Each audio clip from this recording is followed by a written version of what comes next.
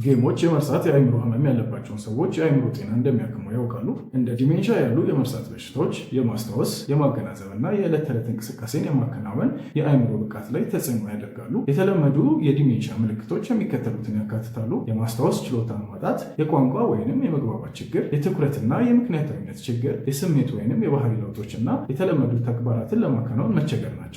ነገር ግን በጌሞች በመታገዝ የዚህ የመርሳት የአእምሮ ህመም ያለባቸውን ሰዎች አእምሮ ንቁ ማድረግ ለአእምሮ ጤናቸው እጅግ ጠቃሚ ነው። ጥናቶች እንደሚያሳዩት ከሆነ የግንዛቤ ወይንም ኮግኒቲቭ ማነቃቂያ የአእምሮ ህመም እየገፋ በሄድ እንኳን የአንጎል ተግባርን ሊደግፍ ይችላል። ስለዚህ ጌሞች የአንጎል ክፍሎችን መነቃቃት ያበረታታሉ፣ ትኩረትንና ትውስታን ይደግፋሉ፣ ማህበራዊ መስተጋብርን ያበረታታሉ፣ ስሜትን ያሻሽላሉ፣ እንዲሁም የዕለት ተዕለት ተግባርን ያስቀጥላሉ።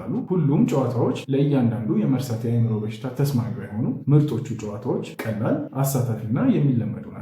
ከእነዚህም ውስጥ እንደ ማዛመድ ያሉ የፐዝል ጨዋታዎች፣ እንደ ኡኖ ያሉ የካርድና የቦርድ ጨዋታዎች፣ ስዕሎችን እንደ መለየት ያሉ የማስታወስ ጨዋታዎች፣ እንደ ኳስ መወርወር ያሉ አካላዊ ጨዋታዎችና የስልክ መተግበሪያዎችና ኮምፒውተርን የሚጠቀሙ ዲጂታል የአንጎል ጨዋታዎች ተጠቃሾች ናቸው። የመርሳት በሽታ እየገፋ ሲሄድ ውስብስብ ጨዋታዎች ከባድና ተስፋ አስቆራጭ ሊሆኑ ሲችሉ በከባድ የመርሳት በሽታ ደረጃዎች እንደሚከተሉት አይነት ቀላል ጨዋታዎችን ይሞክሩ።